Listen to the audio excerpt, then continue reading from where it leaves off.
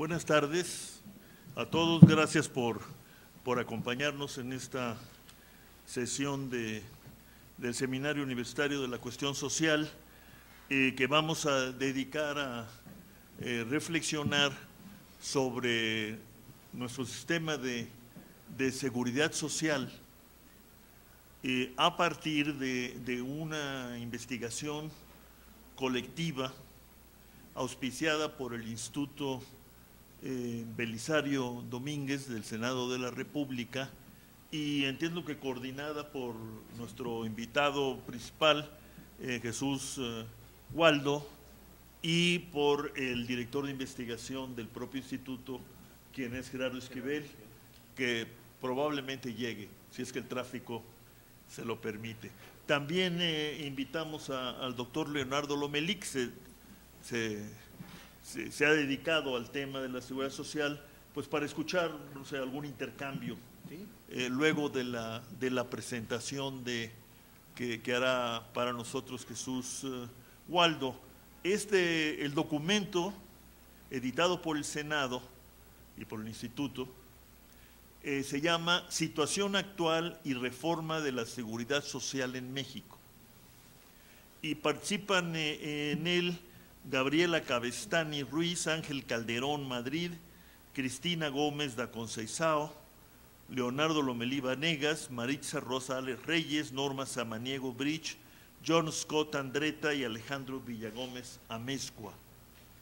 Y voy a dar lectura rápida, ¿no?, a los capítulos para que tengan una idea de la importancia del esfuerzo que llevaron a cabo Jesús Waldo y sus colegas.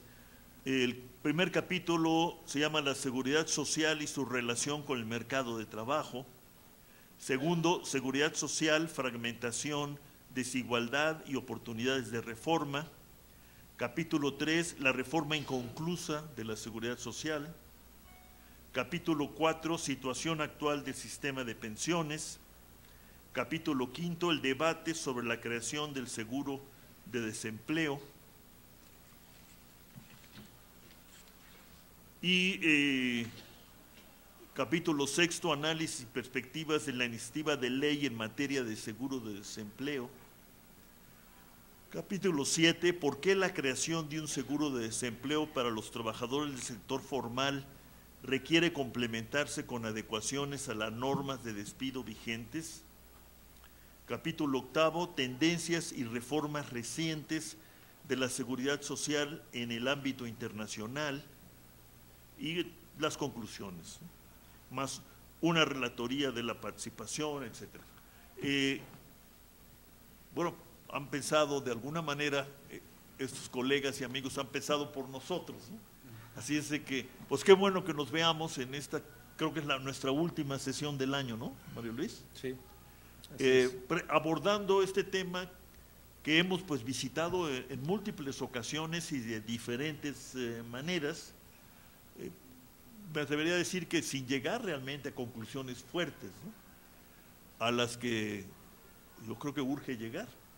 Y pienso que este volumen es un insumo importante que hay que valorizar, potenciar, para tratar de llegar a conclusiones de política en esta sustancial materia. Pues Jesús Waldo, muchas gracias por acompañarnos y te escuchamos.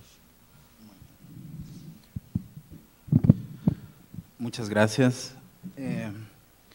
Bueno, como ya anticipó Rolando Cordera, este es un trabajo colectivo en el que intervinieron especialistas sobre el estudio de la seguridad social en México y algunos otros casos internacionales. El objetivo del trabajo era ofrecer elementos para el diseño de una reforma estructural del sistema de seguridad social a partir de un diagnóstico robusto que se analizara, que se desarrollara en las primeras partes de la publicación, y una serie de reflexiones en torno a la reforma en la seguridad social, particularmente sobre las dos iniciativas que se acompañaron o se incluyeron en la reforma hacendaria y social de 2013 respecto a la pensión universal y a el seguro de desempleo. El volumen, digamos, incluye una serie de reflexiones particularmente robustas respecto al seguro de desempleo y se complementa con esta revisión de las experiencias internacionales que nos ayuda a tener una serie de parámetros, particularmente respecto a América Latina, de cómo se ha estado moviendo la seguridad social en México y qué tipo de anomalías, en todo caso, son compartidas en estos países y eventualmente qué tipo de medidas han venido instrumentando para resolver sus deficiencias. La investigación tiene como antecedentes, por supuesto, todo este paquete de reformas estructurales, el diseño, la instrumentación que se denominaron así oficialmente estructurales, aunque algunas de ellas pues son quizá algo más limitadas de lo que se pretendía en un principio. Son en todo caso un conjunto de reformas que tenían como principal objetivo mejorar el marco institucional y los términos de intercambio de algunos mercados en particular, para fortalecer las condiciones de crecimiento económico, de manera que este paquete en el que se incluye la reforma laboral, la reforma financiera, la energética, la de telecomunicaciones, competencias, son reformas, digamos, de un orden predominantemente económico, orientadas a consolidar las condiciones de crecimiento y por tanto se echa en falta en este paquete pues un conjunto de medidas más bien de orden social que atiendan de manera complementaria los aspectos de desarrollo y bienestar social. En particular, como decía, la reforma hacendaria y social de 2013 incluye estas dos iniciativas sobre la pensión universal y el seguro de desempleo, que dicho sea de paso, son iniciativas que aún siguen estando en dictaminación en las comisiones del Senado. No pudieron ser todavía deliberadas, no han sido todavía aprobadas en comisiones, sí que la Cámara de Diputados dictaminó una serie de modificaciones a las iniciativas originales, luego fueron estas trasladadas al Senado y ahí persisten. Pareciera entonces que la importancia sobre reformar los sistemas de atención social no son o no han sido la prioridad en este paquete de reformas estructurales en México. De hecho, en 2014 se hablaba mucho sobre la reforma del sistema de salud. Prácticamente el gobierno federal advertía una iniciativa inminente en aquel momento. Lo cierto es que nunca llegó. Y hasta la fecha, pues prácticamente las medidas de política social que se han intentado introducir simplemente radican en estas dos iniciativas. A pesar de este esfuerzo, de este reconocimiento de ampliar los derechos de los trabajadores o ampliar el reconocimiento de estos derechos y ampliar la cobertura de las pensiones a través de los distintos instrumentos, es importante advertir que se requiere una reforma de mayor alcance al sistema de seguridad social, esta sí quizá como una verdadera reforma estructural, ¿no? Y para ello hay que señalar un punto de partida que resulta fundamental y que quizá por momentos pasa o lo perdemos de vista, que es justamente la disposición constitucional respecto a la seguridad social que está establecida en la fracción 29ª del artículo 123, que dice literalmente que la ley del seguro social deberá comprender seguros de invalidez, de vejez, de vida, de cesación involuntaria, enfermedades, accidentes, etcétera, encaminados a la protección y bienestar de los trabajadores, campesinos, no asalariados y otros sectores sociales y sus familias. De la interpretación, aún sin ser abogado, sin ser especialista en interpretación jurídica, podemos en todo caso tomar esta disposición constitucional como un punto de partida importante justamente para diseñar políticas públicas que complementen y subsanen las deficiencias ya observadas en el sistema de seguridad social. La lectura, digamos, de esta normatividad deja claro que es explícito, digamos, la protección, pero que a pesar de ello persiste el incumplimiento efectivo tanto en el diseño de la reglamentación, que justamente trata de establecer nuevas normas sobre este artículo, y sobre el incumplimiento que realizan o que proviene de la ejecución y operación de las instituciones de la seguridad social. El diagnóstico, en todo caso, que se recoge tanto de la literatura especializada como de los textos que se han analizado en el libro, hablan de una notable fragmentación y desarticulación institucional, de importantes deficiencias en la coordinación institucional, de la duplicidad y regresividad de los programas públicos, particularmente los que están siendo orientados a la cobertura de pensiones en adultos mayores. Un punto clave, digamos, en el diseño del sistema de seguridad social es la cobertura condicionada por el estatus laboral, que solo reserva su ingreso a quienes tienen evidentemente un trabajo formal y el acceso a todas las prestaciones y servicios derivados de esta inscripción, lo que significa una persistencia entonces de grupos de población sin acceso que han tenido que ser atendidos por toda una serie de políticas de protección social, de programas no contributivos para lograr ofrecerles un mínimo de prestaciones.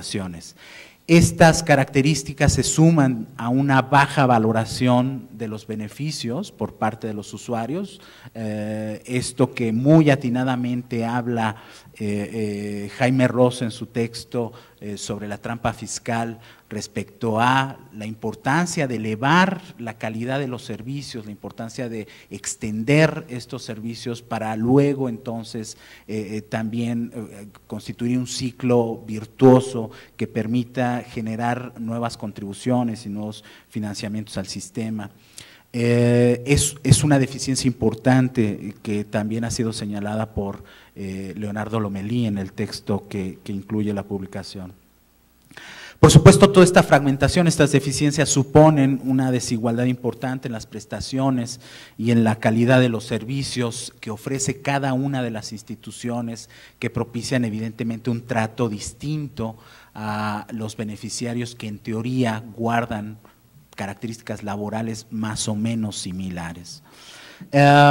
Estos problemas han significado también una falta de sostenibilidad en el financiamiento. No se ha logrado, a pesar de contar con un financiamiento tripartita dentro del sistema de seguridad social, las dificultades de financiamiento, las dificultades para encontrar fuentes de financiamiento sustentable han sido importantes.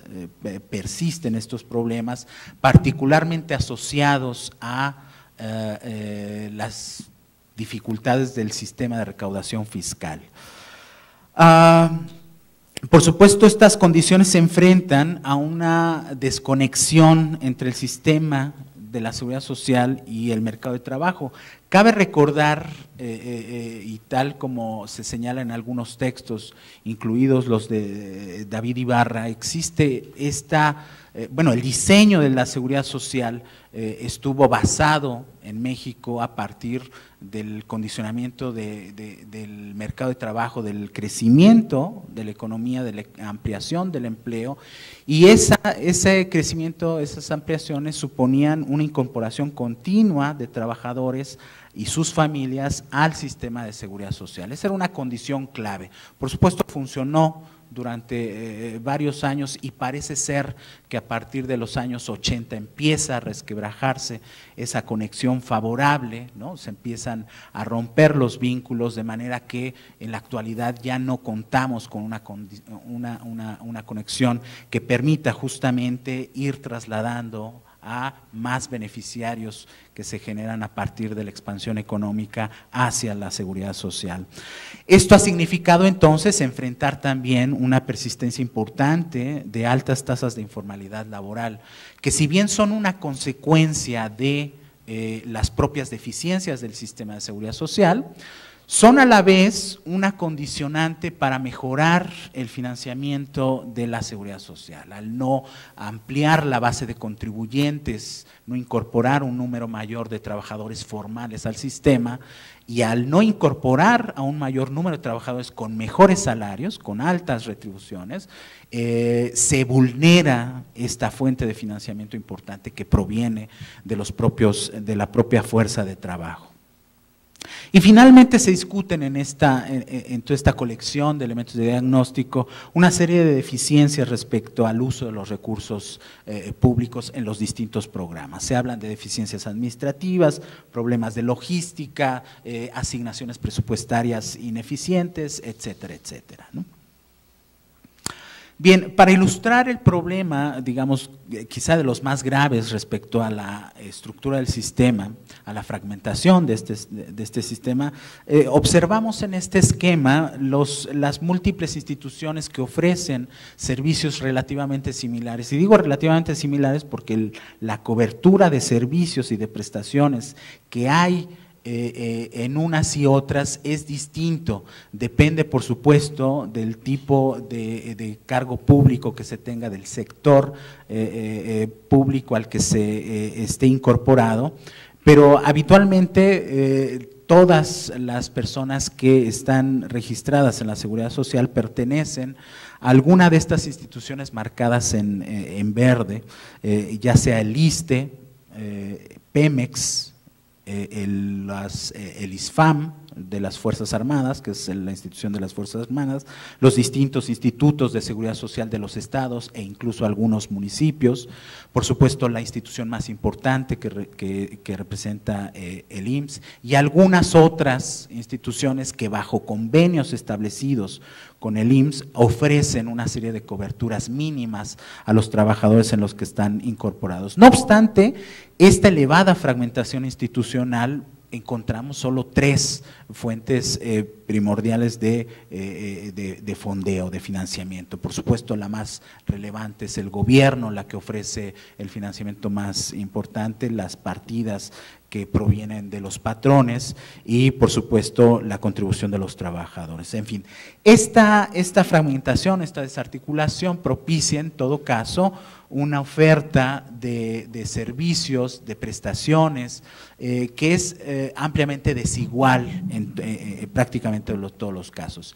Y vale la pena en esta fragmentación destacar el caso, por ejemplo, de la seguridad social que se ofrece en las Fuerzas Armadas, que por supuesto da a sus trabajadores una serie de prestaciones mucho más robustas, una cobertura tanto en servicios médicos como en prestaciones de pensiones y algunas otras prestaciones laborales. Da una gama mucho más amplia que la que ofrece el resto de los servicios. Esta fragmentación ha propiciado también una serie de anomalías muy importantes dentro del mercado de trabajo. Eso ha significado configurar distintos grupos de trabajadores que tienen a la vez prestaciones distintas, pero algunos otros grupos de trabajadores que justamente no han logrado incorporarse a la seguridad social. Del total de la población ocupada, que asciende a 50 millones de trabajadores, encontramos particularmente un caso que resulta especialmente delicado, que es el caso de los trabajadores subordinados y remunerados, que son cerca de 33 millones de trabajadores, de los cuales 15 millones no cuentan con seguridad social. Sería en todo caso una manera de eludir las responsabilidades de la cobertura de seguridad social por parte de los patrones, que ofrece o termina configurando una especie de trabajadores asalariados encubiertos, ¿no? Son trabajadores informales que no cuentan con estas prestaciones, aunque su posición como subordinados claramente tendría que contar con estos servicios, con esta cobertura. Y luego en el caso de los trabajadores no subordinados, prácticamente los 16 millones de trabajadores que tenemos en este grupo, prácticamente la totalidad, 16.2 millones, no cuenta con seguridad social. Evidentemente se trata de trabajadores que son empleadores, que tienen sus propios negocios, trabajadores que no tienen pago, ¿no? O trabajadores que se dedican por cuenta propia a una actividad que predominantemente la utilizan para subsistir en su ciclo de vida normal. En este caso en particular, esta ausencia de cobertura de la seguridad social para los trabajadores por cuenta propia se explica por las dificultades que existen en el propio sistema al no tener un régimen especial de incorporación a los trabajadores por cuenta propia, ¿no? Hay un sinnúmero de oficios o de profesionistas que en todo caso podrían estar dispuestos a incluir, pagar sus cuotas, sus contribuciones. Sin embargo, la rigurosidad o la rigidez en el diseño de los regímenes de incorporación de la seguridad social dificulta este registro. De manera que estos datos lo que terminan gestando es unas elevadas tasas de empleo informal, de acuerdo al trabajo que se realizó con los microdatos de la Encuesta Nacional de Ocupación y Empleo, se encuentra que hay un 62.9% de trabajadores informales, que equivale a 31 millones de trabajadores. La TIL, la tasa de informalidad laboral, ronda más o menos unas cifras parecidas. La última cifra de 2015 de la ENOE advierte que hay un 57.8% de trabajadores informales. Y el Coneval nos ofrece una cifra incluso mucho más grave. Al medir la carencia de acceso a la seguridad social, advierte que existe un 58.5% de personas, que equivale a 70 millones de individuos sin una protección, sin este acceso a la seguridad social. ¿Cuáles son, en todo caso, las características de estas personas que no tienen seguridad? Bueno, aquí en estas gráficas observamos con claridad que se concentra, si observamos la edad de las personas, se concentra particularmente en los jóvenes entre 15 y 24 años, ¿no? Y entre los adultos de 66 años y más. En estos casos predomina la población que no tiene acceso a la seguridad social. Si tomamos en cuenta la educación, estamos entonces señalando, hablando de trabajadores que no tienen primaria completa o que apenas y logran completar la primaria, es decir, son trabajadores de muy escaso nivel de escolaridad los que están siendo más afectados por esta carencia de ingreso al sistema de seguridad social. Teniendo en cuenta el tamaño de establecimiento en donde habitualmente se tendrían que registrar los trabajadores, se observa que casi el 60% de los trabajadores que laboran en micronegocios no tienen seguridad social, de manera que los micronegocios, estos pequeños establecimientos de actividad económica, se vuelven la fuente más importante de informalidad por distintos motivos. Algunos de ellos, evidentemente, porque el giro o la actividad económica del propio negocio les impide encarar costos de la seguridad social, pero otros porque deliberadamente no registran a sus trabajadores ante la seguridad social, ¿no? Podemos encontrar diversas explicaciones ante este fenómeno.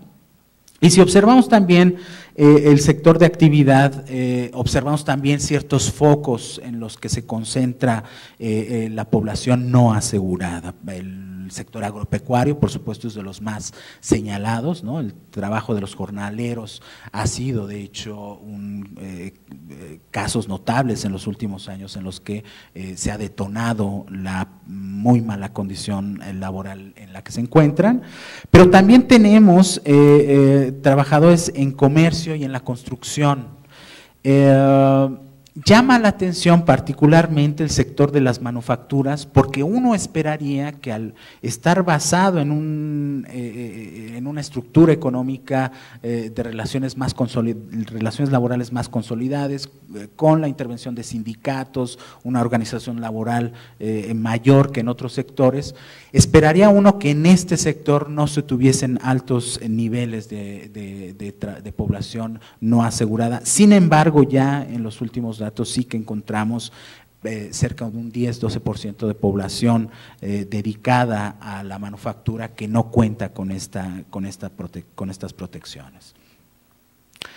En la publicación, entonces, estos niveles de alta informalidad o de población sin seguridad social contrastan con lo que estudió John Scott sobre el registro de inscritos en el IMSS y en el ISSSTE. Resulta que teniendo en cuenta estos registros administrativos, la población que teóricamente está asegurada, pues casi alcanza el 60%.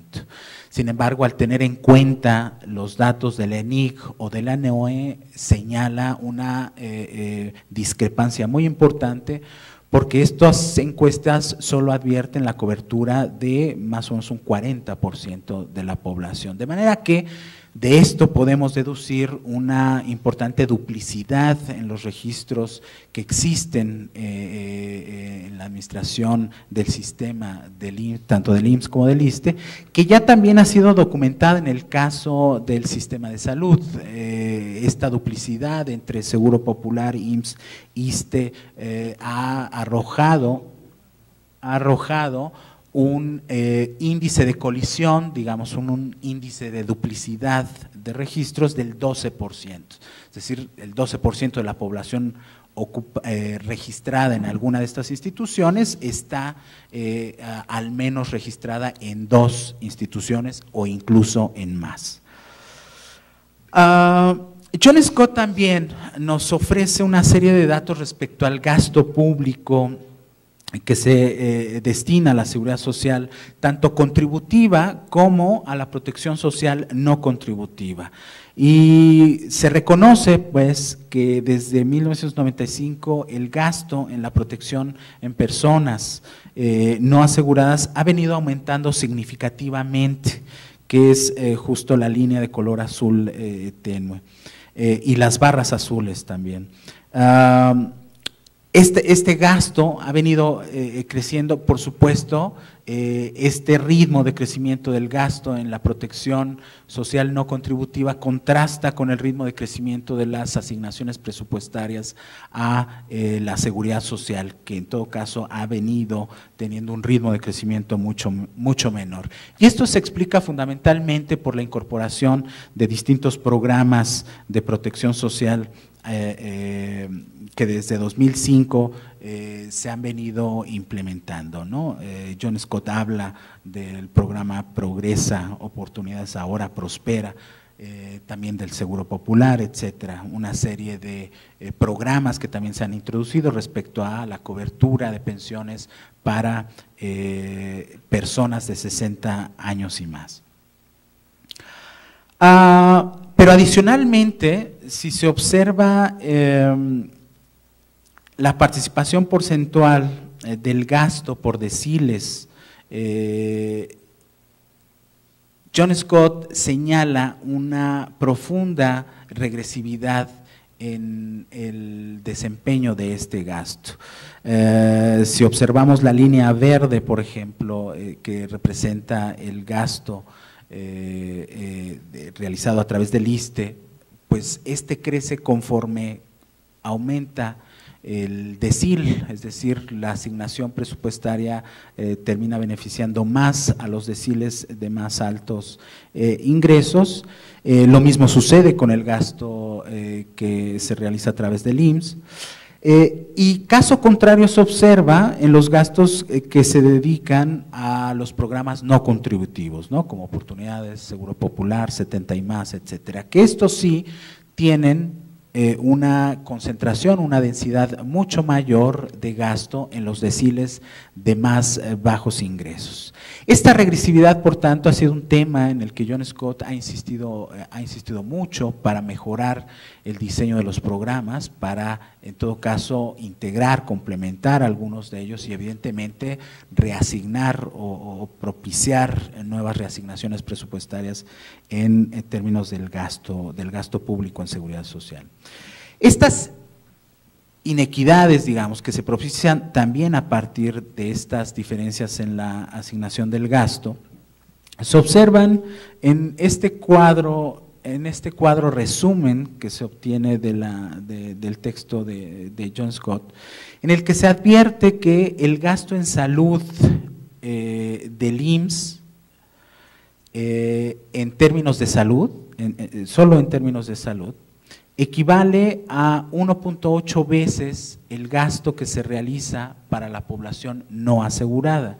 Es decir, el gasto público por beneficiario por año en la población no asegurada asciende a 2.911 pesos, mientras que en el IMSS asciende a 5.306 pesos. Pero la comparación se vuelve dramática si tomamos en cuenta el caso de Pemex. En el caso de Pemex, en servicios médicos se gasta por beneficiario al año 30.646 pesos, es decir, 10.5 veces más que el gasto que se dedica a la población no asegurada. Pero si esto aún no resulta tan dramático, observemos los datos de las pensiones. El gasto público por beneficiario al año que se realiza, por ejemplo, en las pensiones de adultos mayores equivale a 5.788 pesos.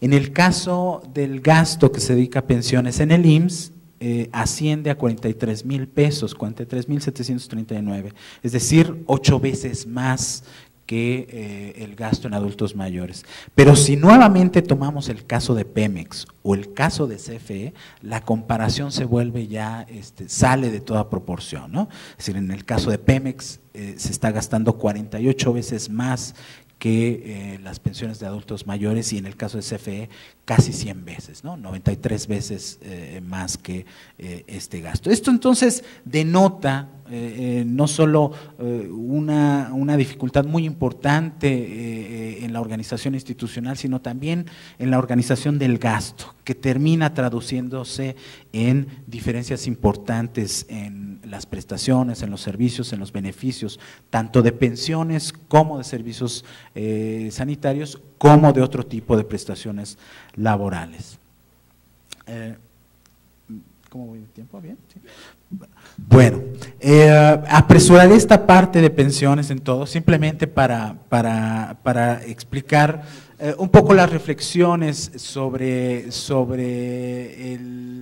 el sistema que Villagómez advertía en su texto. Hay una discusión general respecto a la agenda de políticas públicas, es decir, se ha introducido este tema de manera importante en la agenda.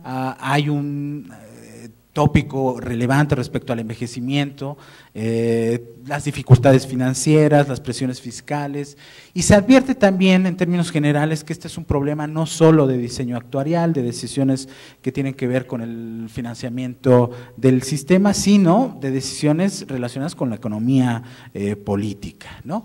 Para estas dificultades, en términos generales, se han tomado decisiones que tienen que ver con el aumento de la edad de retiro, el incremento en las contribuciones, la disminución de los esquemas de beneficio definido y reparto, es decir, el esquema tradicional, que ha venido siendo sustituido por una expansión de planes de contribución definida y capitalización total, ¿no? Prácticamente cuentas individuales. Esto, por supuesto, en el caso de México está pues prácticamente relacionado no solo con estos problemas que vemos en términos generales del sistema de fragmentación, de cobertura de duplicidades, sino también de un bajo nivel de ahorro voluntario entre la población. Villagómez habla de un 89.4%, que un 89% de los hogares no será capaz de mantener su consumo al retirarse, particularmente porque las tasas de reemplazo son notablemente bajas, ¿no? Hay una cifra que maneja más o menos en torno al 30% como una tasa de reemplazo que evidentemente resulta insuficiente al término del ciclo de vida laboral de las personas. Por supuesto, esto tiene consecuencias muy importantes respecto a la probabilidad de caer en la pobreza durante la etapa del retiro en las personas y también respecto a las dificultades financieras para los propios sistemas. Simplemente para ofrecerles un dato que discute Villagómez, en este cuadro quisiera destacar que existen 105 regímenes de pensiones en el país, tanto de beneficio definido como de contribución definida o una mezcla de ambos, denominados especiales. Llama la atención, por ejemplo, que el Poder Ejecutivo, solo el Poder Ejecutivo cuenta con 45 regímenes de pensiones. Banco de México tiene 2, los organismos autónomos cuentan con 57 regímenes de pensiones, los institutos de seguridad social son 7, etcétera. Tenemos prácticamente en términos de pensiones atomizada, ¿no?, la oferta institucional de servicios pensionarios. ¿Qué pasa ante la iniciativa entonces de pensión universal? Esta iniciativa fue analizada, digamos, en el texto.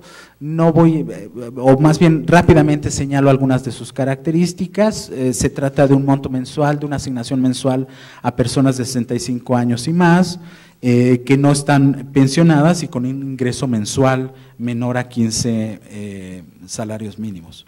El monto mensual se trata de 1,092 pesos, que se actualizará conforme a la inflación, y que logrará ser o podrá ser compartido o complementado con otro tipo de transferencias a lo largo de 15 años. Por supuesto, el financiamiento en este caso se trata de recursos provenientes de impuestos generales y se constituye o se obliga a la constitución de un fideicomiso en el Banco de México para la aportación de recursos federales. ¿Qué habría que tener en cuenta para atender la problemática señalada? Bueno, de entrada, resolver la fragmentación, evitar las duplicidades, y Villagómez hace un énfasis muy importante respecto a la configuración de un sistema nacional de pensiones. Es importante integrar no solo la pensión universal, no solo las pensiones de adultos mayores entre los programas que son afines para fusionar estos programas y evitar esa deficiencia en el uso del recurso público, sino básicamente constituir un sistema nacional de pensiones que esté evidentemente bien integrado institucionalmente, con recursos asignados directamente, que garantice también una viabilidad financiera importante en el largo plazo.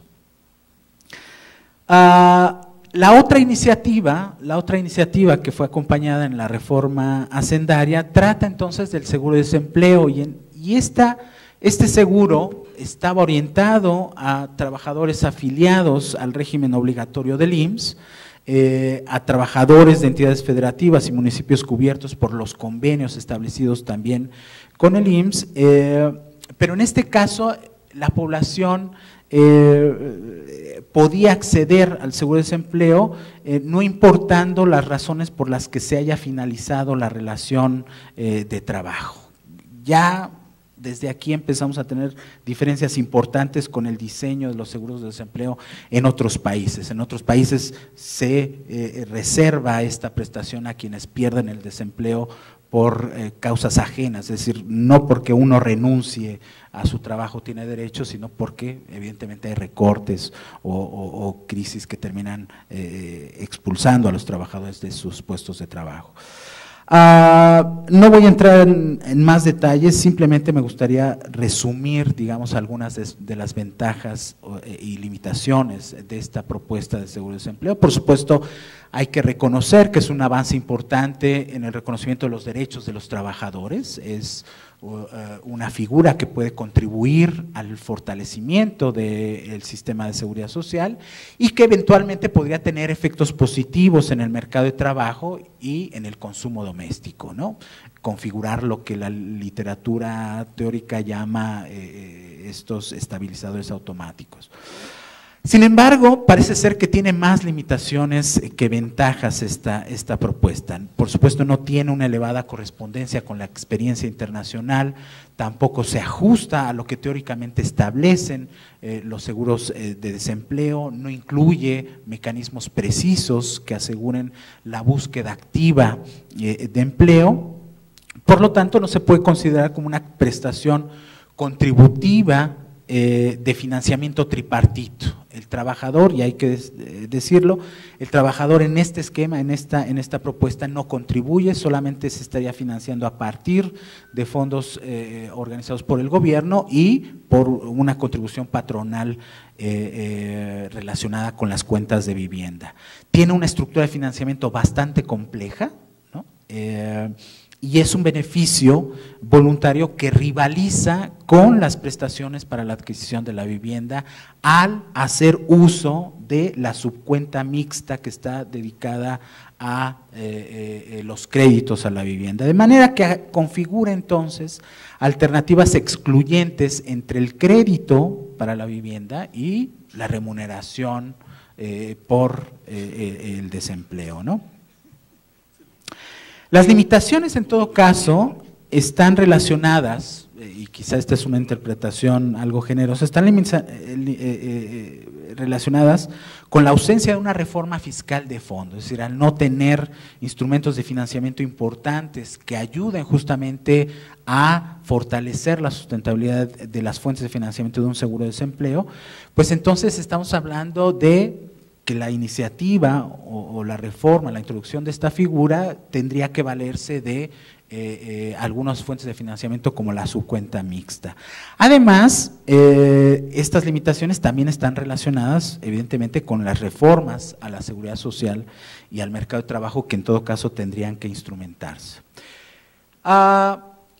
Para recoger muy rápidamente las experiencias internacionales, simplemente decir que la seguridad social ya ha sido un derecho reconocido internacionalmente, particularmente señalado por la ONU, por la OIT, es un derecho, digamos, que históricamente está vinculado con la construcción del estado de bienestar, particularmente con el modelo de Bismarck, que tenía un financiamiento tripartita y que fue el que predominó, digamos, en las economías latinoamericanas, y que por ello también compartimos distintas anomalías, es decir, las deficiencias observadas en el caso de México no son exclusivas, sino que también se comparten con algunos otros países en Latinoamérica, en donde la seguridad social pues ha estado ligada con el dinamismo de las economías, esto que explicamos al principio sobre la conexión favorable entre mercado de trabajo, economía y sistema de seguridad social.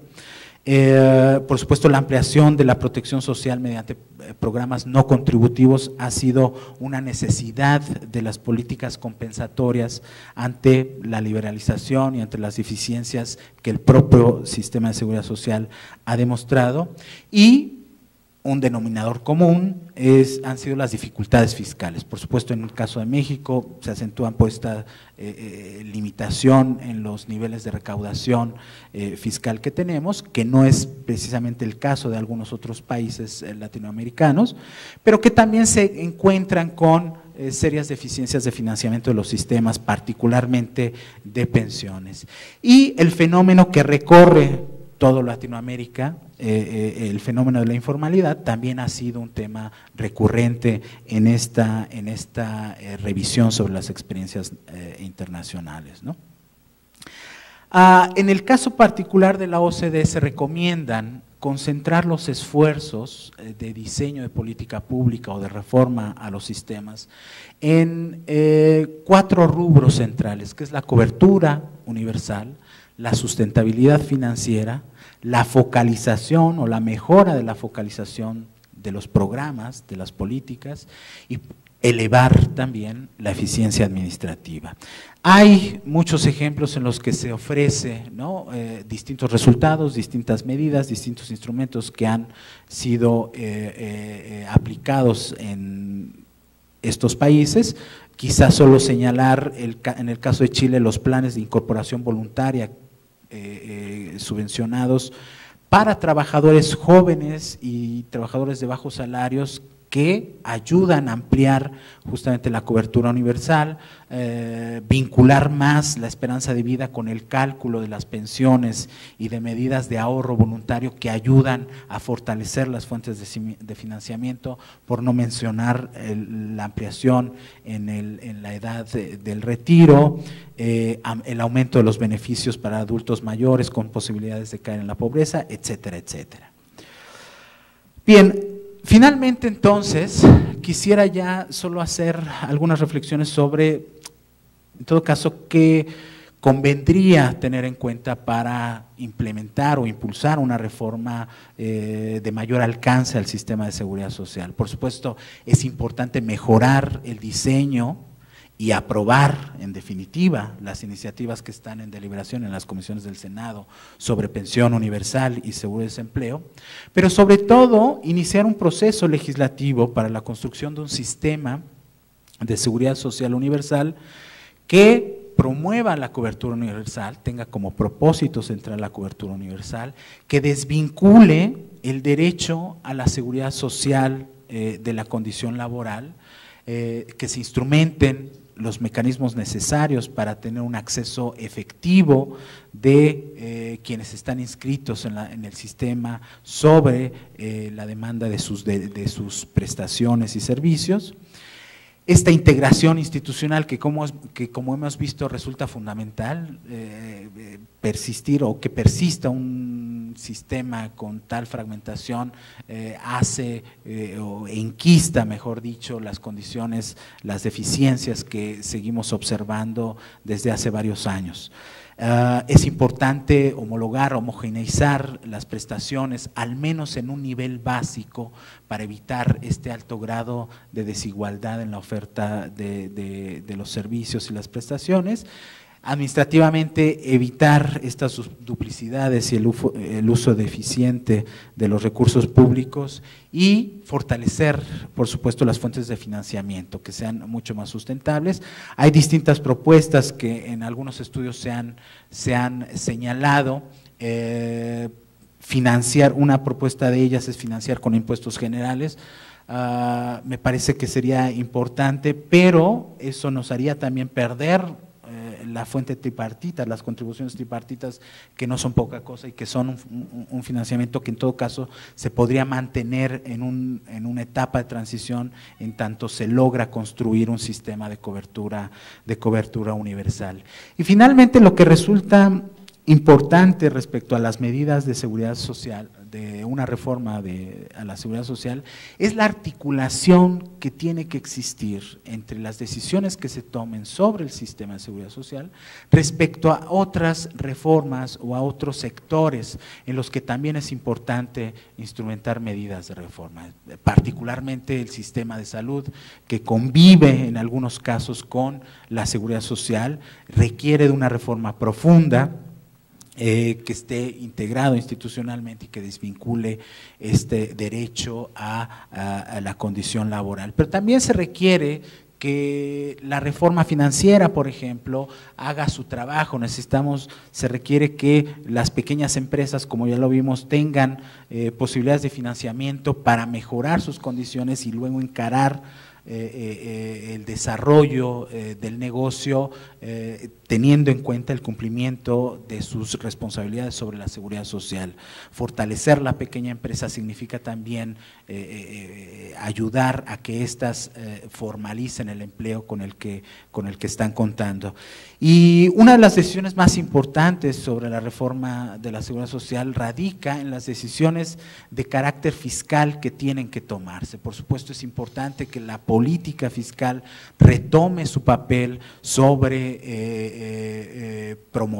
sobre un instrumento promotor de la inversión pública, sobre la instrumentación de políticas anticíclicas para asegurar mejores condiciones de crecimiento, pero también sobre decisiones de tributación progresiva, la diversificación de fuentes de financiamiento que ayuden a canalizar mejores recursos a la seguridad social y, por supuesto, los temas de eficiencia en el gasto social. Particularmente en este caso llama la atención, o quisiera llamar la atención, sobre la articulación que tiene que haber en las medidas sobre la reducción a la informalidad. El régimen de incorporación fiscal que se implementó en la reforma hacendaria es un instrumento importante que puede ayudar, siempre y cuando también se subsanen algunas de sus limitaciones, porque no todos aquellos que se inscriben en el régimen de incorporación fiscal son inscritos automáticamente en el régimen, en el sistema de seguridad social. Esa obligatoriedad no existe, al menos no existe en el papel, en términos jurídicos, y evidentemente eso vulnera el éxito o la capacidad de este instrumento para generar un mayor volumen de beneficiarios en el sistema.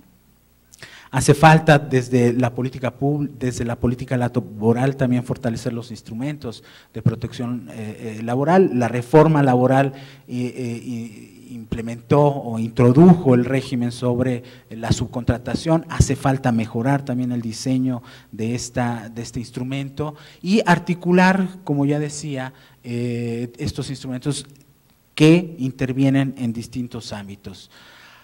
Bien. Quisiera dejarlo aquí y pues dar paso a las intervenciones, a los comentarios. Gracias.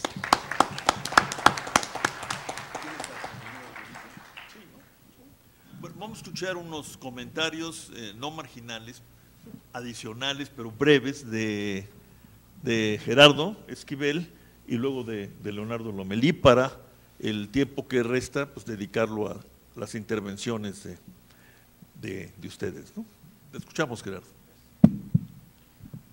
Gracias. Bueno, primero, nada más gracias por la invitación a participar en esta presentación de este trabajo.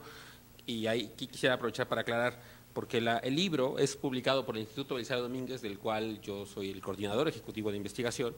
Entonces parecería como que tengo una doble cachucha aquí, como editor y comentarista, aunque cabe señalar que cuando yo tomé la coordinación ejecutiva, que fue en septiembre de 2015, el libro prácticamente estaba terminado, ya nada más me tocó como coordinador aprobar su impresión, entonces no lo conocía y en ese sentido quiero hacer un par de comentarios. En general el libro me parece muy interesante y como cuando supe de su existencia la verdad es que me dio mucho gusto, porque aborda un tema fundamental, un tema que de repente siento que está muy subestimado en la discusión pública, sorprendentemente además porque es un tema que nos afecta a todos o que nos va a afectar a todos. Todo este tema de la seguridad social, cuando uno piensa en la seguridad social y uno escucha las palabras que se usan para describir el sistema de seguridad social en México, me parece que no debería uno sino preocuparse. Es un sistema fragmentado, es un sistema desarticulado, es un sistema regresivo, falto de cobertura y de una calidad heterogénea. Eso es como se describe en general el sistema de seguridad social y eso sin entrar todavía en detalle en los distintos aspectos de lo que es el sistema de seguridad social. Entonces, con respecto a lo que dice el libro, me parece que hay cosas muy interesantes.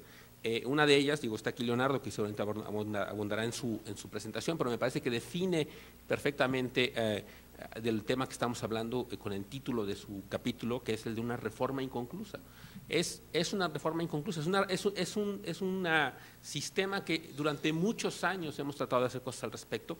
Todos esos parches y pegotes que se le han ido añadiendo al sistema de seguridad social, pues lo han dejado con estas características que acabo de describir y no terminan de resolver el problema de fondo.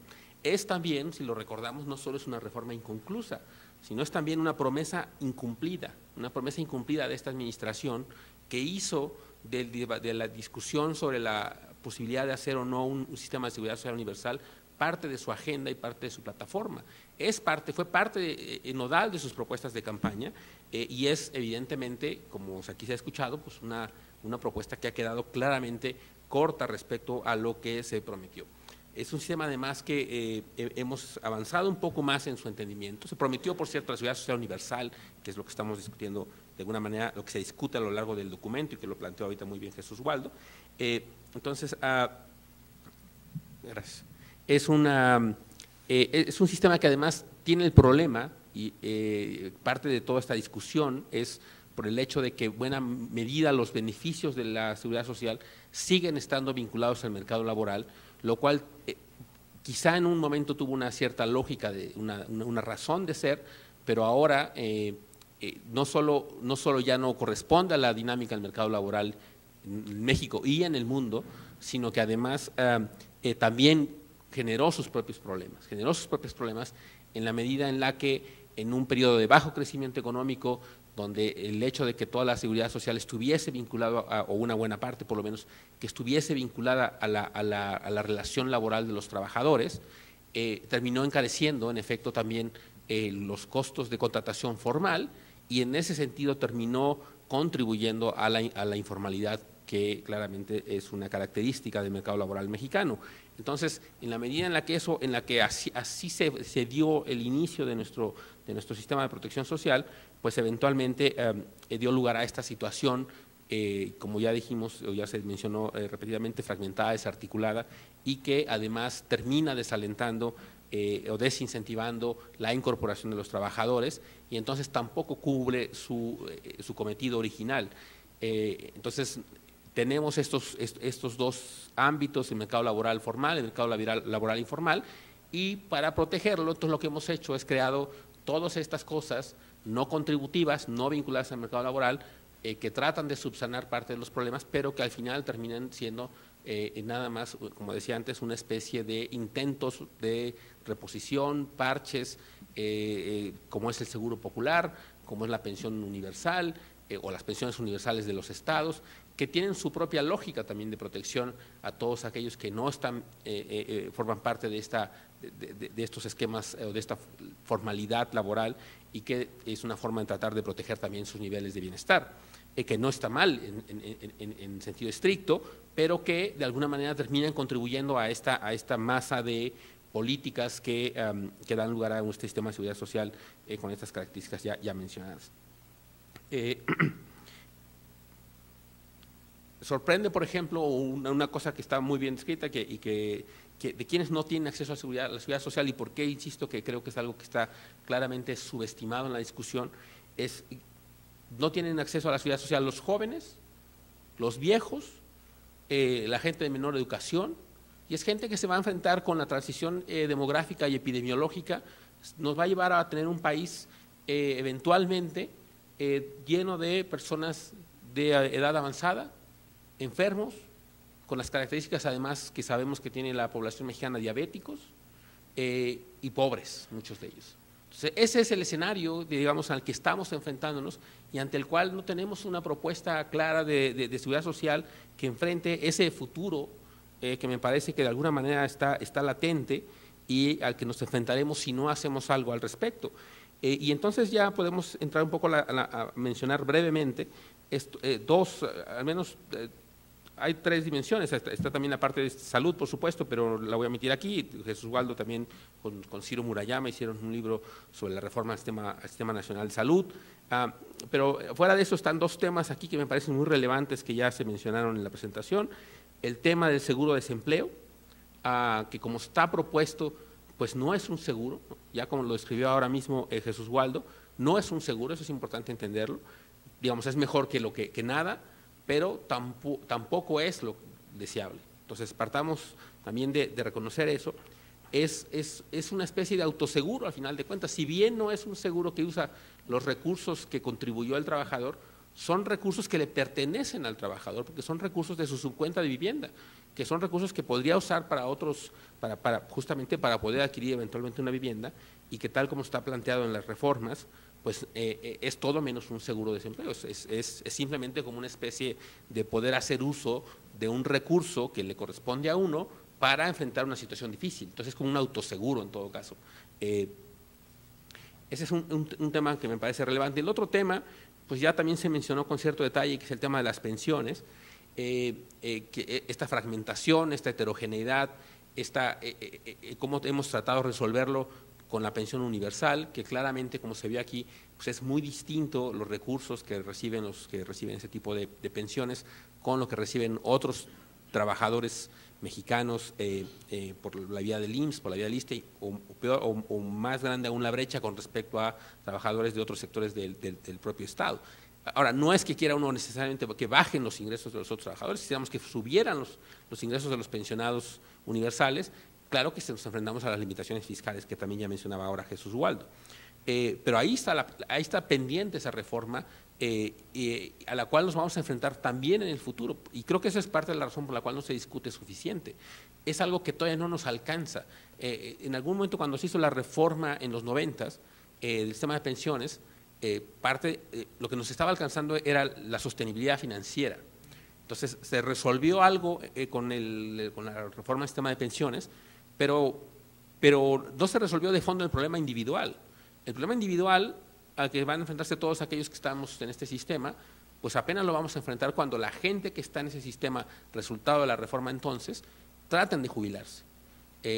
Ahí va a venir el problema, ahí es donde nos vamos a dar cuenta cabal de la insuficiencia de esa reforma y de cómo eso va a afectar los niveles de vida y bienestar de los entonces adultos mayores, porque ahí nos enfrentaremos con el hecho inevitable que también se mencionó en la presentación, de que el ingreso que tendrán esos adultos mayores, pues será 30% en promedio, si bien les va, de su ingreso laboral actual. Entonces, en el caso de Chile, eso llevó a que hubiese ya dos reformas en un sentido contrario al original, y nosotros, recordemos, copiamos el sistema chileno. Entonces, lo extraño es que Chile ya cambió su sistema y nosotros seguimos en nuestro misma esquema, ¿no? Como soldados que no saben, que no les han informado que acabó la guerra, seguimos combatiendo al enemigo con el mismo ejército cuando ya cambió las condiciones. Y las condiciones ya sabemos, porque Chile ya como hizo primero la reforma, ya sabe a lo que se está enfrentando, y en Chile, insisto, ya van dos comisiones que hacen reformas en la dirección contraria, en la dirección de fortalecer la parte no contributiva, es decir, quitarle la parte del ahorro individual, porque eso no alcanza. Y no alcanza, y además tiene otra dimensión que me parece terrible y que no se termina de enfatizar lo suficiente, que es, ahora que vino hace poco David Bravo, que es el economista chileno que estuvo a cargo de la comisión, hizo la presentación y decía mucho una cosa, que es el hecho de que si bien en el caso de Chile tuvieron esta segunda comisión que hicieron, era porque la tasa de reemplazo era de apenas de 35%, eso escondía una dualidad muy lamentable que es, era 25% la tasa de reemplazo en unos casos, en la mayor parte de los casos, pero eso escondía una realidad terrible que es los hombres que se jubilaban con el 35% de la tasa de reemplazo, lo cual pues es menos malo que 25%, pero las mujeres que se jubilaban con entre 15 y 20% de tasa de reemplazo. Y la razón por la que las mujeres se jubilaban con una menor tasa de reemplazo era porque durante su vida laboral primero trabajaron menos años, se jubilaban antes, ganan menos, como suele ocurrir en los mercados laborales latinoamericanos, y además viven más. Entonces, esos elementos, paradójicamente, cuando tenemos un sistema donde todo depende de lo que uno ahorró, pues hacen que le quede menos dinero, ahorran menos para más tiempo. Entonces terminan viviendo en peores condiciones. Entonces esas cosas son las que yo sí insisto, creo que son temas que están completamente subestimados y que deberían ser, me parece, motivo de una discusión nacional mucho más amplia, porque me parece que están en el futuro del país que queremos imaginar, son temas fundamentales. Entonces me parece que aquí es muy importante, como lo señala reiteradamente el libro, como lo mencionó Jesús Waldo, como se menciona en la introducción y conclusiones del libro, es necesario realmente rediseñar la estructura del sistema de seguridad social en el país, es necesario darle un enfoque de derechos sociales, que sea universal y que no esté vinculado, por lo tanto, necesariamente con la situación laboral. Creo que todos esos son aspectos de una necesaria reforma al sistema de seguridad social y creo que el libro hace un avance importante en la discusión de estos temas y por eso creo que aunque, insisto, aunque lo haya editado y aparezca mi nombre como el director, aunque no haya yo sido partícipe de este proceso, realmente se los recomiendo mucho porque me parece que tiene contribuciones muy interesantes para la discusión pública nacional. Muchas gracias. Gracias, Gerardo. Bien, escuchamos ahora a Leonardo Lomelí. Muchas gracias.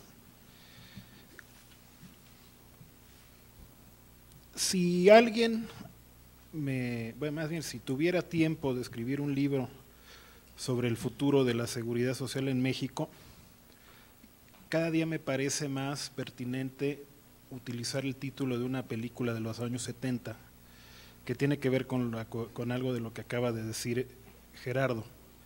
Yo le pondría Cuando el destino nos alcance, porque en efecto es un problema muy grave, es un problema al día de hoy subestimado dentro de la agenda nacional, pero es un problema que una vez que se nos presente en toda su magnitud, nos va a significar una situación social muy compleja y una presión sobre las finanzas públicas que me temo puede ser mucho mayor que la que en su momento se trató de prevenir con la primera de las varias reformas sucesivas, todas ellas parciales, que se han hecho a la seguridad social en México. Yo comencé a interesarme por el tema hace 21 años, cuando estaba haciendo mi tesis de licenciatura, y precisamente por eso tengo muy presente cómo se planteó la reforma de 1995 a la Ley del Seguro Social, que entró en vigor en el año de 1997. Si nosotros viéramos lo que se dijo en aquella época, nos recordarían muchas otras promesas incumplidas en otros temas relevantes de la economía. No voy a hablar del Tratado de Libre Comercio, menos ahora que está tan venido a menos, pero sí de lo que se esperaba de la reforma del sistema de pensiones.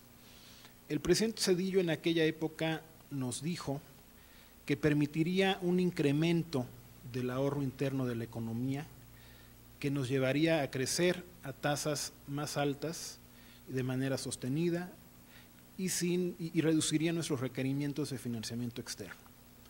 Eso es algo que en ese mismo año de 1995, alguien que fue, por cierto, uno de sus mentores, Leopoldo Solís, discutió mucho en las conferencias que dio en el Colegio Nacional y dijo algo que al día de hoy sigue siendo una verdad, que no hay ninguna evidencia empírica sólida a nivel internacional, que en muchos casos en donde se han llevado a cabo reformas de este tipo no se observa un crecimiento significativo del ahorro interno y que más bien se da un desplazamiento de ahorro voluntario por ahorro forzoso en muchos de los casos.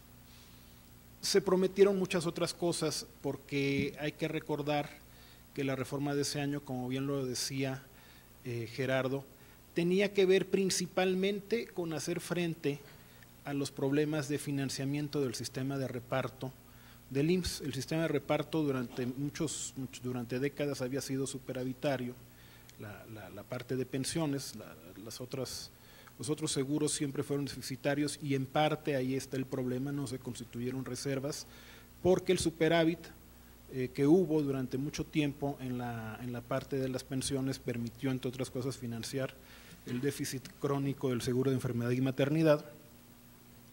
No se habían constituido las reservas y habría que decir que más como resultado de la dinámica del mercado de trabajo y de la economía en su conjunto, que venía desde los años 80 con las crisis sucesivas, que por un problema demográfico se había llegado precisamente a un escenario en el cual el sistema de reparto del IMSS había dejado de ser autofinanciable.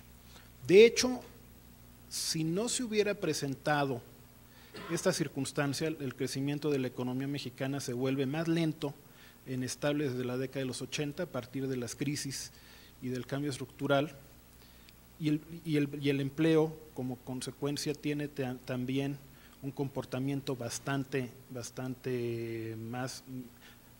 mediocre en comparación a las décadas anteriores, que aunque crecía, también habría que decirlo, ya en las décadas en las que crecíamos al 6% anual en promedio, se observaba una población, que un porcentaje significativo de la población se iba, sobre todo a las actividades informales. O sea, la inmigración existía, por supuesto, la inmigración en particular a Estados Unidos, pero también habría que decir que se dispara en la década de los años 80. Pero lo cierto es que ya desde las décadas de crecimiento la economía mexicana no generaba suficientes empleos en el sector formal para absorber a toda la población que demandaba trabajo. Esta situación se vuelve todavía más complicada en los años 80 y desde entonces ha sido una constante que bueno, se refleja en la altísima tasa de informalidad que tenemos. Pero lo cierto es que si la economía hubiera crecido y el sector formal hubiera podido generar empleos, hubiéramos tenido los años dorados del sistema de reparto. O sea, debería de estar entrando en la fase de rendimientos decrecientes apenas ahora, y no como lo hizo de manera muy temprana a principios de los años 90. Tiene razón Gerardo al señalar que se pensó en ese momento en aliviar presiones fiscales, aunque habría que decir que bajo supuestos demasiado optimistas, que al ser tan optimistas dejaron de lado la posibilidad de que aparecieran nuevas presiones fiscales, y a eso me referiría al final del comentario, y dejaron de lado completamente el tema que en principio debieron de haber atendido de manera principal, que era precisamente el de garantizar un retiro suficiente para los trabajadores. Eso es algo que al día de hoy seguimos sin garantizar. Las aportaciones que se hacen al sistema de cuentas individuales en la mayoría de los casos van a ser insuficientes, incluso para garantizar la pensión mínima, que en el caso del Seguro Social es de un salario mínimo que ya de por sí es bastante mínimo, ¿no? A esto habría que añadir algo que tampoco se cumplió. Cuando se hizo la reforma, se dio por muerto muy rápido el sistema de reparto anterior, no se discutió de manera más amplia la posibilidad de reformas paramétricas, aumentar las cuotas o bien aumentar la edad mínima de jubilación o ambas cosas, como se hizo en otros países.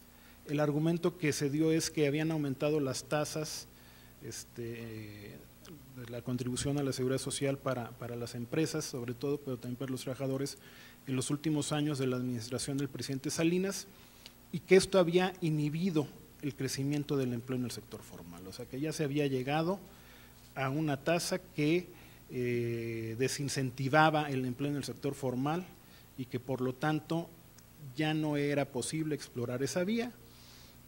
Se consideró demasiado costoso políticamente el revisar las edades mínimas de retiro y rápidamente se siguió el modelo chileno de capitalización individual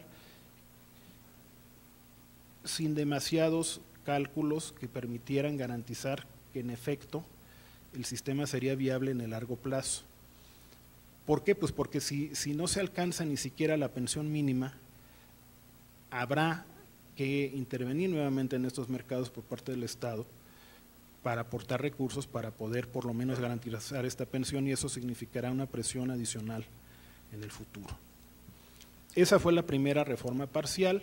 Fue una reforma parcial nada más al sistema de pensiones del IMSS, aunque en ese momento se hizo un ajuste a la cuenta del seguro de enfermedad y maternidad. Se les olvidó un pequeño detalle, que los costos de atención de los sistemas de salud crecen más rápido que la inflación, y entonces hay que hacer ajustes continuos si se quiere mantener la capacidad de atención que la institución tenía al hacer las reformas. Ya no digan ustedes en el momento en el cual nos encontramos que bueno, los costos van aumentando continuamente. Entonces, estamos hablando de tal vez uno de los peores mundos posibles, porque tenemos una primera reforma, y algo muy importante que se dijo en aquella época, que esta reforma aumentaría el aseguramiento.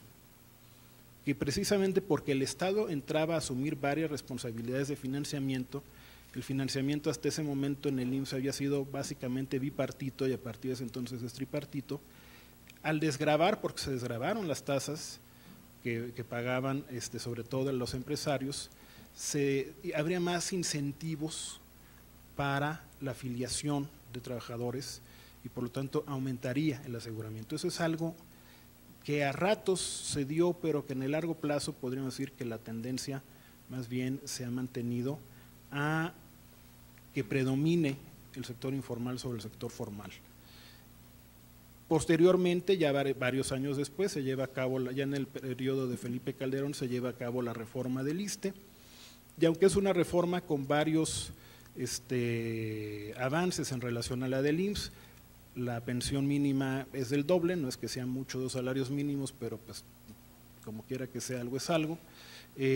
Había la opción de optar por permanecer en el artículo 10º transitorio y tener una pensión garantizada, una pensión con beneficio definido o bien irse al nuevo sistema. Lo cierto es que abona en este esquema de reformas parciales que no atacan el problema de fondo, que lo posponen y que nos llevan a un escenario en el cual vamos a dedicar montos crecientes de recursos fiscales a financiar programas que no cubren a la mayor parte de la población. Vamos a tener un porcentaje muy alto de la población, todos los indicadores nos señalan que es alrededor del 60% de la población del país sin una protección de alguno de los esquemas de seguridad social tradicionales, y además vamos a llegar hacia mediados de este siglo, a ser un país en donde el porcentaje de adultos mayores va a ser muy alto, o sea, un país predominantemente de viejos y predominantemente de viejos pobres. Y eso le añadimos la segmentación que prevalece en los sistemas de salud pública. Ya se ha hablado aquí del seguro popular. Yo creo que el seguro popular, como lo decía un estimado amigo de Rolando, de Mario Luis y mío, ni es seguro ni es popular, y evidentemente deja fuera la cobertura de muchos padecimientos que son algunos de los que son los que aquejan más a la población en edad avanzada de nuestro país, y que es difícil que lleguen a cubrirla con los actuales esquemas de financiamiento y sobre todo ante la ausencia de una reforma fiscal. Yo creo que es muy importante avanzar hacia la construcción de un sistema de pensiones que reconozca, sí, un pilar importante en una pensión no contributiva. Se ha ido avanzando hacia eso. Hasta ahorita la pensión no contributiva es muy pequeña, la que se está proponiendo en la ley es muy pequeña, porque pequeña es también la capacidad real del Estado mexicano en ausencia de una reforma fiscal de fondo. Por eso retomo lo que decía Jesús Waldo, es imposible pensar en un sistema de seguridad social más ambicioso en ausencia de una reforma a la seguridad, de una reforma fiscal. Por otro lado, no se ve en el futuro inmediato una reforma, más bien no se ve la posibilidad de prescindir de un sistema de cuentas individuales, pero creo que sí habría que discutir cómo reformarlo de tal manera de garantizar mayores rendimientos para los trabajadores, y eso viendo la experiencia internacional. Hay casos mucho más exitosos, y habría que decirlo también, en la mayoría de los casos se trata de casos exitosos de afores públicas, no privadas. Creo que hasta ahorita se ha privilegiado un régimen en el cual está garantizado el rendimiento, pero de las afores, y lo que se pone en juego son los recursos de los trabajadores, que pueden ganar o pueden perder, pero que en todo caso, con las tasas que actualmente se ofrecen, difícilmente van a llegar, en la mayoría de los casos, a contar con recursos significativos para poder hacer frente a su retiro. Yo terminaría diciendo que sí es un tema muy importante el tema del costo fiscal de estas reformas fragmentarias, lo es en la parte de pensiones, lo es en la parte de la salud, y que tan solo eso debería ser una razón para llevar a cabo una reforma fiscal de fondo en nuestro país. Y quisiera también señalar, porque a veces estos datos este análisis que ha llevado a cabo John Scott sobre la progresividad de las pensiones y de los seguros la progresividad de los esquemas no contributivos, de las pensiones no contributivas, del seguro popular y la regresividad de los programas tradicionales, pues es que sinceramente creo que es comparar peras con manzanas, porque para empezar, el Seguro Social y el ISSSTE son programas de seguridad social que corresponden a etapas en las cuales se aspiraba que por la vía del crecimiento en el sector formal quedaría cubierta toda la población, y la verdad es que eso hubiera sido lo ideal. Todo sistema de reparto, lo decía al principio el comentario, llega un momento en el cual entra en crisis, pero incluso en esos casos vale la pena discutir qué sale más barato, si transitar a un esquema de cuentas individuales o hacer los ajustes paramétricos y asumir el subsidio necesario por parte del Estado para que siga operando. Esa fue una discusión que no dimos en 1995 y que tal vez, visto a la distancia, nos hubiera resultado muy importante dar, porque tal vez hubiéramos descubierto que en el largo plazo nos hubiera salido más barato reformar ese sistema de reparto y tratar de aumentar su cobertura a través de otros esquemas. Lo que me parece que es una falsa discusión es pensar que el futuro está en el seguro popular y en quedarnos meramente con la pensión no contributiva, porque eso equivale a asumirnos como un país ni siquiera de renta media, que es lo que somos hoy, sino de renta baja, y un país de expectativas disminuidas. Y si vamos a razonar así, pues creo que sinceramente ahí sí el futuro no es que nos vaya a alcanzar, es que ya nos alcanzó. Entonces creo que deberíamos de repensar, ahora que vamos a tener que repensar tantas cosas sobre nuestro futuro y sobre la estrategia económica, qué tipo de país queremos, y a partir de ahí poner como un objetivo central construir un auténtico sistema de seguridad social. Gracias. Bien, pues muchas gracias a Gerardo y a Leonardo por sus comentarios tan estimulantes y precisos. Tenemos todavía un poco de tiempo, pues ofrezco la palabra. Alicia Sicardi, acá.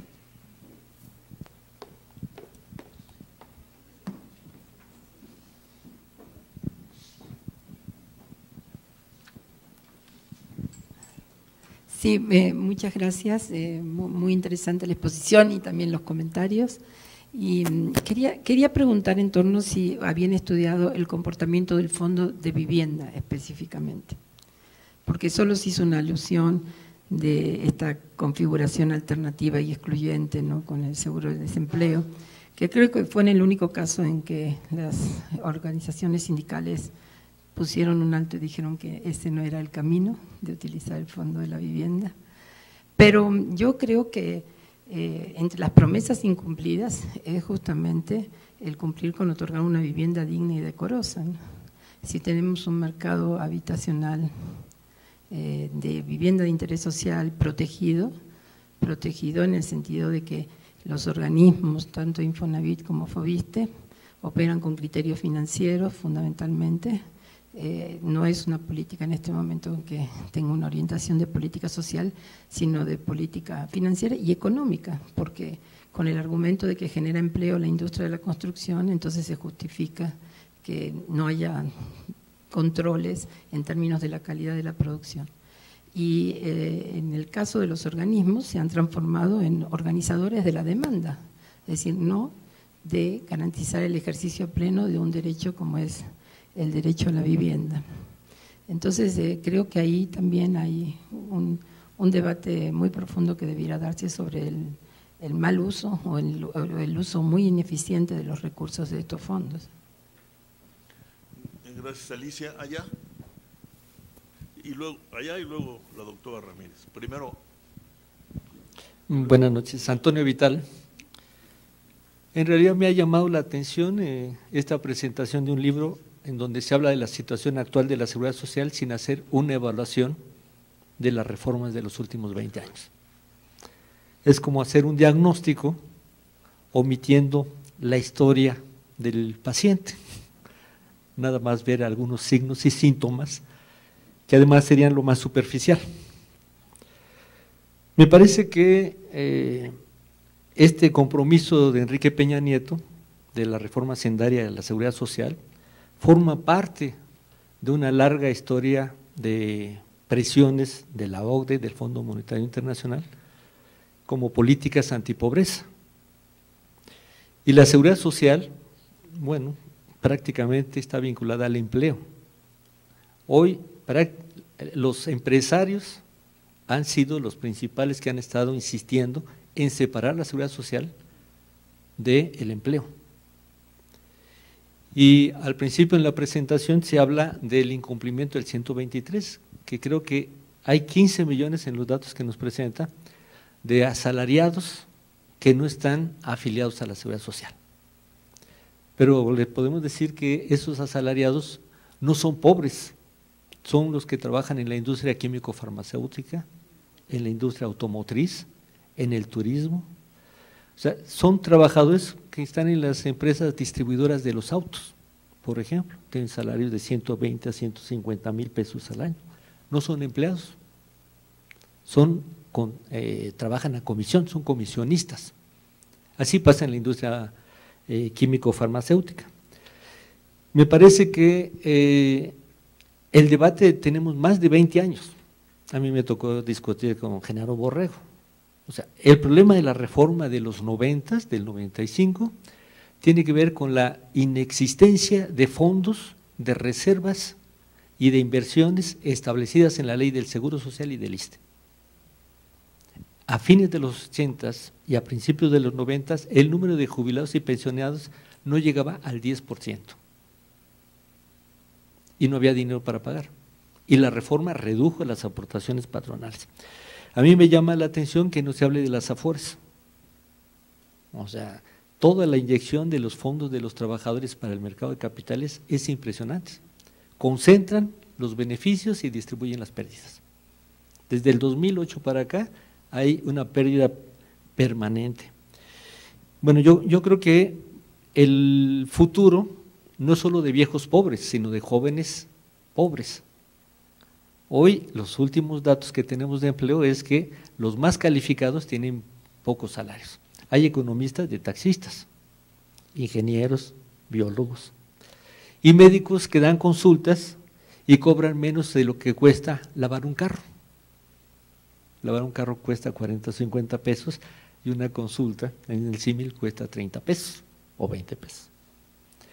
Me parece que es muy importante el material que han presentado porque nos obliga a pensar, pero es parte del discurso que hemos estado escuchando en los últimos 20 años por los organismos internacionales, con políticas focales antipobreza. Desvincular el empleo y el mercado laboral de la seguridad social. La seguridad social en México incluye la vivienda, incluye una serie de actividades culturales que vienen aquí compañeros de la seguridad social de otros países y se quedan sorprendidos porque aquí tuvimos una revolución. Pero me parece que es muy pertinente continuar con este debate que tenemos 25 años, pero me parece que hay temas que en el documento están como muy superficialmente tocados. La parte fiscal es impresionante. Un trabajador aporta 30 a 32% de impuestos sobre la renta, 15% de seguridad social y aparte en algunos artículos lo del IVA. ¿Cuánto pagan las mineras de impuestos?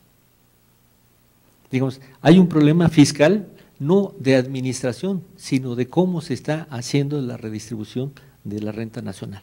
Pero bueno, pues yo me parece que es importante que nos obliga a repensar.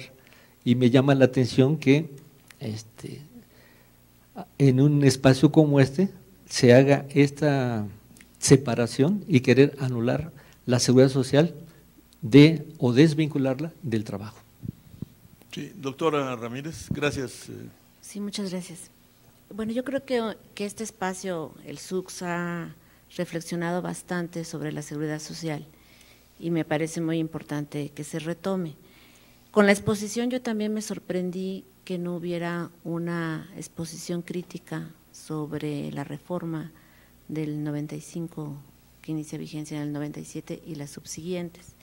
Agradezco los comentarios del doctor Lomelí, que sí hizo énfasis en esa parte, porque cuando nos presentan la propuesta, yo encuentro brincos, o sea, es una serie de puntos, pero no encuentro una propuesta clara sobre qué hacer en el periodo de transición.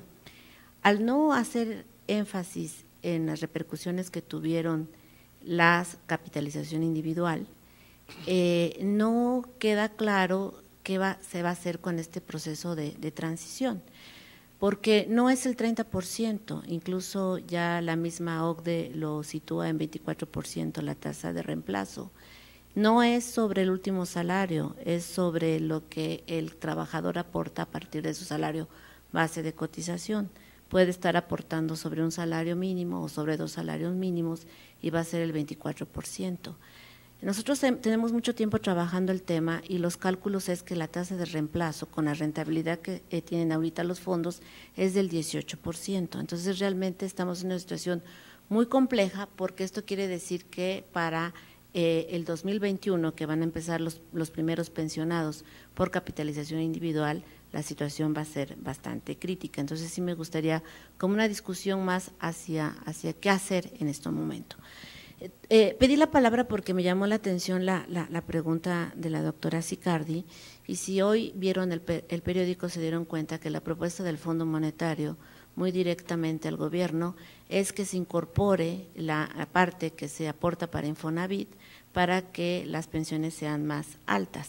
Esto ya se viene discutiendo desde hace 2 o 3 años esa propuesta, pero ahora ya viene una participación de parte del fondo como la propuesta para aliviar la carga fiscal frente a las pensiones.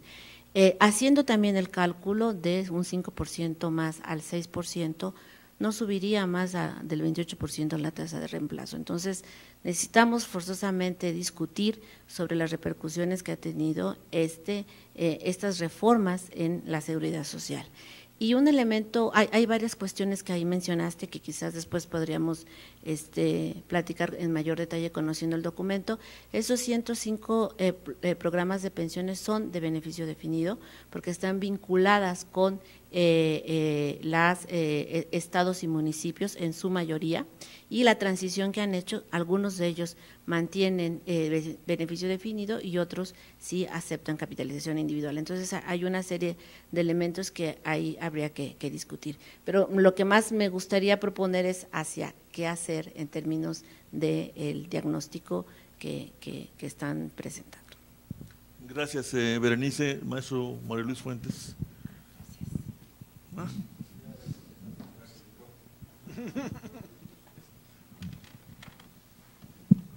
Bueno, déjeme obviamente felicitar al SUCS y como bien dijo Berenice, es importante que mantengamos en la agenda el tema de la seguridad social. Déjeme salirme un poco, obviamente está el tema de la transición y cómo articulamos lo que tenemos hacia un esquema más con mayor equidad. Pero por otra parte creo que hay una reflexión que tenemos que hacernos en términos, primero, enfrentar la realidad que en los 17 objetivos de desarrollo sostenible, incluso en el objetivo número 8, trabajo decente, no está incluido el tema de la seguridad social. Y es un tema a anotar, subrayar y reflexionar. No está en la Agenda 2030, por lo menos en los 17 objetivos ODS y sus metas. Y esto en sí nos plantea una idea de mundo o una visión que signaron todos los países.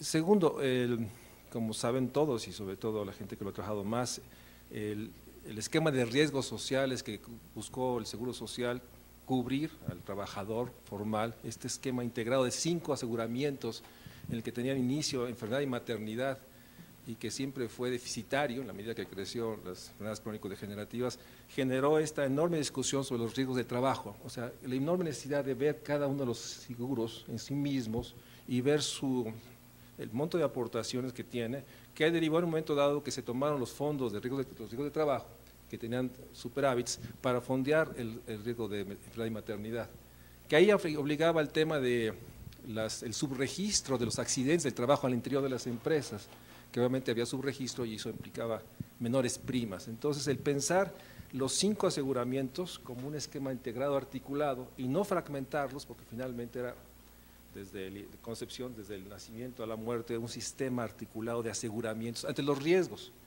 Y la pregunta obviamente tiene que ver con una discusión de cuáles son los riesgos que enfrentan los trabajadores siglo XXI.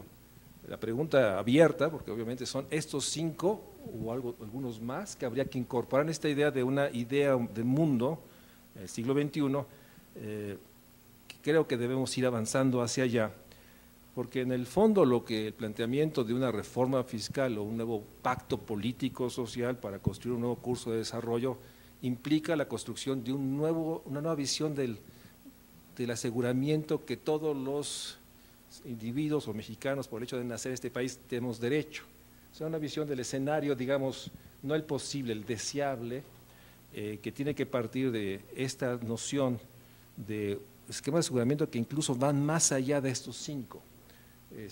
Y por eso saco el tema, porque obviamente está el tema, digamos, del corto plazo que nos alcanzó, como bien dice Leonardo, pero creo que estamos obligados en los próximos seminarios, y seguramente uno de los próximos seminarios será con Berenice para discutir la agenda a seguir para transitar hacia lo posible, pero también discutir lo deseable en esta lógica de preguntarnos si los riesgos del trabajo, todo tipo de trabajo, están cubiertos por estos 5, incluyendo viviendas, serían 6, o deberíamos articular una nueva concepción de aseguramiento, y obviamente ahí entramos a las preguntas base, ¿qué le corresponde al Estado, al mercado, a los individuos, a las localidades, a las comunidades?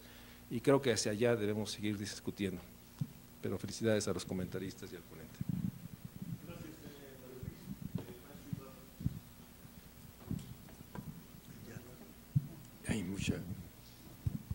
Muchas gracias. Déjenme comenzar por hacer una felicitación calurosa a nuestro principal expositor y a sus comentaristas. Yo hacía mucho tiempo que no veía un planteamiento tan completo en materia de seguridad social, con asomo a muchas de sus implicaciones. Creo que es un acierto destacar los rezagos enormes y la fragmentación del sistema de seguridad social. Y lo es porque implica soluciones que tendrán que darse paulatinamente, pero que sean de gran envergadura. De otra suerte, vamos a tener lo que alguno de los comentaristas señaló, no solo una fragmentación, sino una crisis social y una crisis fiscal. Y concuerdo enteramente con sus principales recomendaciones. Hay que luchar por establecer un nuevo pacto social en el país. Un pacto social que perfeccione las 10 o 15 o no sé cuántas llamadas reformas estructurales, comenzando desde luego por una reforma fiscal de fondo que permita empezar a atender estos problemas de la seguridad social. Y en este sentido,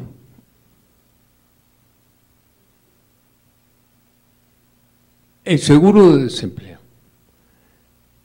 las reformas de pensiones, la reforma indispensable en materia de salariales serían apenas el comienzo para poder realmente ir desvinculando el mercado de trabajo de la seguridad social, para que tengamos una seguridad social universal que cobije a todos los ciudadanos. Muchas gracias. Gracias, maestro. Pues llegamos ya a nuestra hora límite. Vamos a escuchar las reacciones de Jesús Waldo después de estos excelentes comentarios y las afiladas preguntas y comentarios que hicieron desde el piso. Te escuchamos, Jesús Waldo. Muchas gracias. Bueno, muchas gracias a todos los comentarios. Por supuesto, hay algunas inquietudes que creo que vale la pena comentar. A ver, el objetivo de la investigación, el objetivo era aportar una serie de elementos a la discusión a raíz de las iniciativas de pensión universal y seguro de empleo que se incorporaron en la reforma hacendaria. No tenía, digamos, en ese sentido, un objetivo de constituir una propuesta, ¿no?, consolidada sobre la construcción de un sistema de seguridad social, tal como se realizó en el otro libro, en el de salud, hacia un sistema nacional público de salud. En ese libro sí que se explora más la importancia de configurar un sistema, ofrecer características, mecanismos, metas, etcétera, de manera que se resuelvan una buena parte de los rezagos que en materia de salud se tiene. Sin embargo, en esta ocasión, en el tema de seguridad social, el propósito era tomar la discusión a partir de estas dos iniciativas que se presentaban y replantear en el seno de la discusión parlamentaria cuáles serán los elementos que ayudarían en todo caso a configurar un plan como este, una reforma más integral, digamos, ¿no? Por ese motivo, algunos aspectos quedaron fuera. El de vivienda, desafortunadamente, es un aspecto que es fundamental en la incorporación o en el fortalecimiento de un sistema de seguridad social, que impone además retos mucho mayores en la perspectiva del sistema fiscal, es decir, hay un impacto presupuestario en este caso mucho mayor que en la atención de otro tipo de prestaciones o derechos, que evidentemente exigiría un análisis específico sobre la viabilidad de construir mecanismos que hiciesen cumplir estos derechos de acceso a la vivienda digna, ¿no? En todo caso, tanto este tema como el de algunos otros que escaparon el marco, los objetivos de las investigaciones, quedan como una agenda pendiente, sí, de cara a constituir un estudio o un análisis mucho más robusto que alcance a configurar una agenda de desarrollo que permite establecer metas, lineamientos de política que ayuden sí a construir un sistema de seguridad social que permita alcanzar quizá algunas metas de desarrollo sustentable, si bien no está establecido como meta en los ODS la cobertura de la seguridad social, sí hay un objetivo sobre informalidad, reducir, ¿no?, atenuar la informalidad, quizá por ahí habría que en todo caso plantear la discusión. Sí, sin embargo, hay algunos temas que sí se tratan en la publicación. Esta revisión sobre las reformas previas, pues particularmente el texto que nos ofrece Leonardo Lomelí en el libro, habla, ¿no?, de estas reflexiones sobre las reformas anteriores. Yo en todo caso pues simplemente invitaría a la lectura del libro, a pesar de que no tiene todos los alcances deseados, pues hay algunas discusiones que vale la pena seguir. El incumplimiento al 123, en efecto, al 123, la fracción 29ª, en efecto es un incumplimiento que deriva en estas altas tasas de informalidad, pero es un incumplimiento que prácticamente afecta a distintos tipos de población. No hay un caso, no, una configuración particular de trabajadores que sean afectados por ese incumplimiento. Tenemos desde trabajadores subordinados que trabajan no solo por comisión, sino en pequeñas empresas que, a pesar de ser subordinados, no tienen esa cobertura de seguridad social. Tenemos también trabajadores que no tienen el pago o no tienen una regularidad en los pagos, etcétera. O sea, hay un sinnúmero de figuras laborales que son afectadas por ese incumplimiento, no solo aquellos que trabajan en grandes corporaciones o que tienen altos sueldos, ¿no? Incluidos también los trabajadores, como decía en su momento, los trabajadores por cuenta propia que no cuentan con un régimen especial para poder ser incorporados a la seguridad social. Las experiencias internacionales, pues yo creo que sí han ayudado a tener una mejor valoración sobre lo que ha funcionado y no ha funcionado. Hace 20 años no sabíamos con claridad hacia dónde iba a ir el caso de Chile, por ejemplo, ¿no? Había ciertas dudas y tal. Bueno, ahora tenemos resultados mucho más que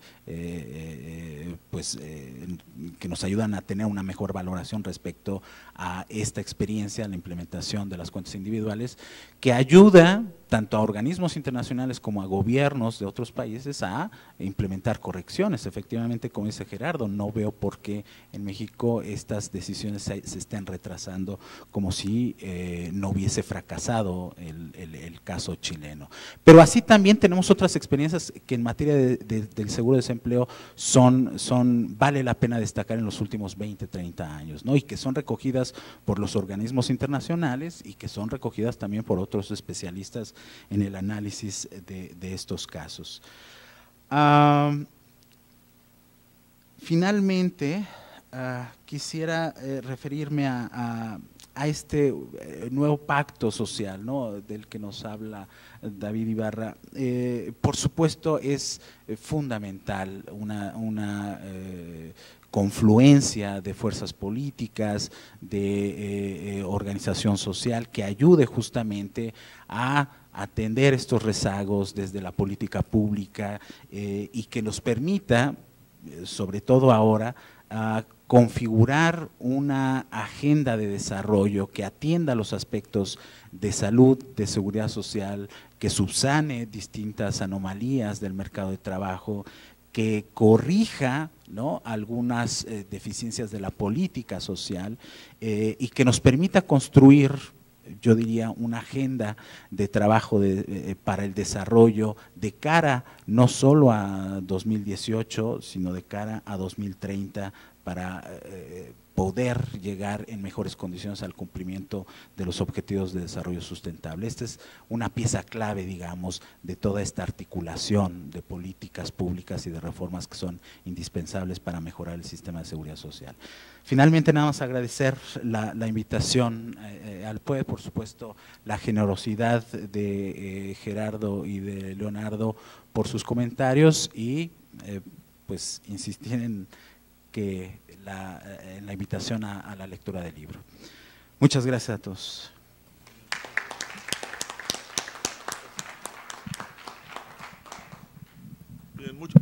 Jesús Waldo, muchas gracias por haber venido aquí a hablar de este importante trabajo. Leonardo Lomelí y Gerardo Esquivel, gracias por sus comentarios, gracias a todos ustedes. No es un tema nuevo en el seminario de la cuestión social, lo hemos visitado de diferentes maneras y en varias ocasiones y seguiremos haciéndolo porque, como se puso sobre la mesa hoy, pues no hay que esperar a que el destino nos alcance, sobre todo si sabemos que ya nos alcanzó, ¿no? Y pues parece cada vez más claro que si bien se trata de un tema escabullido, ¿no?, perdido, es un tema permanente de la vida diaria de millones y millones de mexicanos que lo están sintiendo o lo sospechan cada vez con más fuerza. O sea, no es un evento más que se puede esperar, ¿no? Es la realidad completa la que está en juego y en perspectiva, pues históricamente hablando, muy cercana. Y pues parte del quehacer de la academia y de seminarios como este es precisamente pues seguirle el pulso a esta problemática que consideramos central y buscar en la diversidad de opiniones, en el diálogo, en el debate, pues también miradores para la política, para la traducción en propuestas de política, pues del conocimiento que aquí se logre producir. Eso es lo que seguiremos haciendo en este seminario. Como dije al principio, es, sí, en efecto, el último del año. Como saben algunos, hicimos un foro hace 2 semanas, Foro por un México Social, como lo hacemos cada año, con el propósito de examinar los borradores, casi no borradores, o sea, casi entregas finales, para el segundo informe sobre el desarrollo de México del Programa Universitario de Estudios del Desarrollo. Esperamos tenerlo ya en estas próximas semanas y tenerlo para circular a partir de enero del año entrante. Lo presentaremos en la Feria Internacional del Libro y estamos programando presentarlo también, como hicimos con el número 1, en la Coordinación de Humanidades en febrero, ¿no? El 8 de febrero.